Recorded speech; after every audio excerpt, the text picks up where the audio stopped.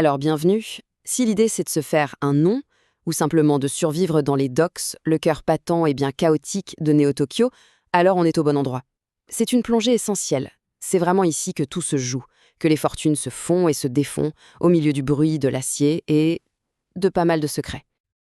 Ok, pour s'en sortir, il faut comprendre où on met les pieds. On va donc jeter un œil à l'ambiance des docks, à la vie de ses habitants les plus, disons, coriaces.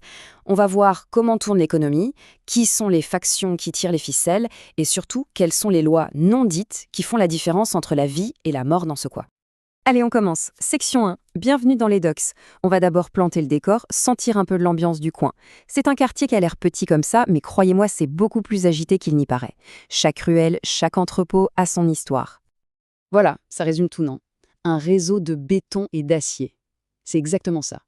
On parle vraiment d'un cœur industriel, brutal, qui s'est construit autour du port et des fermes d'algues du coin.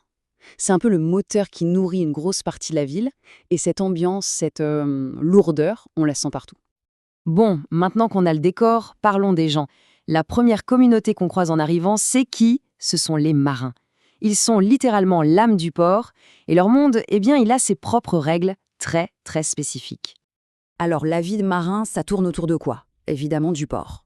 C'est un mélange de boulot hyper dur, de soirées, explosives et de secrets très bien gardés. C'est une vie hyper dangereuse, hein. On se bat contre les créatures des profondeurs un jour et le lendemain, on transporte des cargaisons pas très légales pour la mafia. Faut avoir le cœur bien accroché pour choisir cette voie, c'est clair.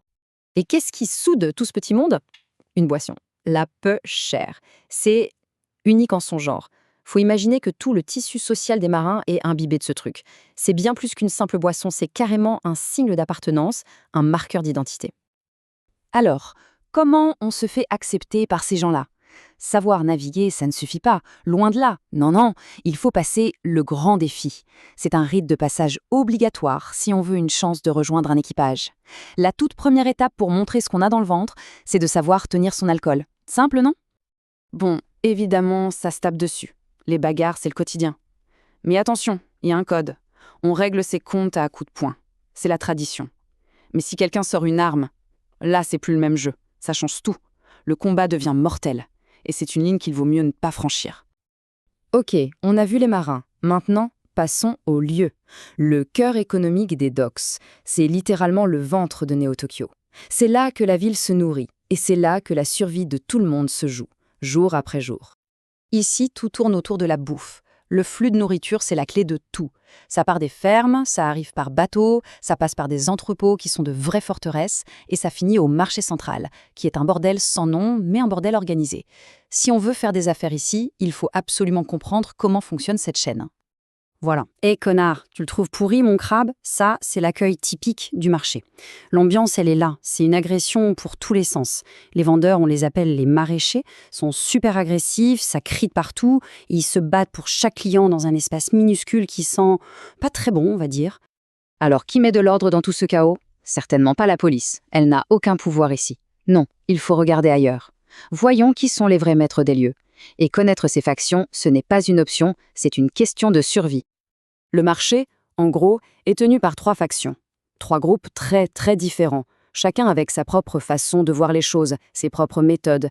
On a une famille un peu spéciale, une sorte de secte pacifiste, et un réseau secret. Bien choisir ses amis ici, c'est probablement la décision la plus importante à prendre. Le premier, c'est le clan Tchernobyl. Chez eux, tout est une question de sang, de famille et d'intimidation. La famille, c'est sacré. Le reste du monde, c'est une menace potentielle.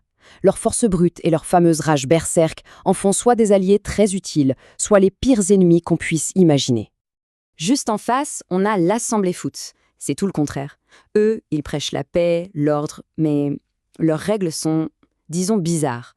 Et ça cache une organisation bien plus sectaire qu'il n'y paraît. C'est sûr, ils amènent une certaine stabilité, mais cette stabilité a un prix. Et enfin, il y a la toile. Ce n'est ni une famille, ni une secte. C'est plus un réseau de marchands indépendants. Leur point commun, ils sont tous protégés par une sorte de légende locale, l'Aspic, une justicière mutante araignée. Se joindre à eux, c'est un peu faire un pari, miser sur un mythe pour rester en sécurité. Bon, et quand ça dérape? Quand on enfreint les règles, qu'est-ce qui se passe? Comme je l'ai dit, la police officielle n'existe pas ici. Du coup, La justice, elle est locale. Et surtout, elle est rapide, très rapide. La question, c'est donc, qui fait respecter la loi? La réponse à cette question peut littéralement sauver la vie. Il faut savoir à qui on doit rendre des comptes quand ça tourne mal. C'est fondamental. En fait, il y a deux types de police. D'un côté, on a les milices des marins, des gros bras, des bagarreurs. De l'autre, les milices des maraîchers, des tireurs bien plus agressifs. Et tout dépend de l'endroit où on se trouve. Port ou marché, ce n'est pas la même justice qui s'applique. Et les punitions, elles sont à l'image du quartier. Brutales. Et toujours publiques pour bien faire passer le message. On ne s'embarrasse pas avec des procès. C'est jugement rapide, sentence immédiate. C'est ça, la loi des docks. Voilà, maintenant, les règles sont sur la table. Les docks, c'est un monde de loyauté compliqué et de danger à chaque coin de rue. Le premier choix à faire, c'est de décider de son camp dans cet écosystème impitoyable. Alors, marin, clan Tchernobyl, assemblée foot ou la toile. Chaque choix définit une façon de survivre. La vraie question est de quel côté on va se placer.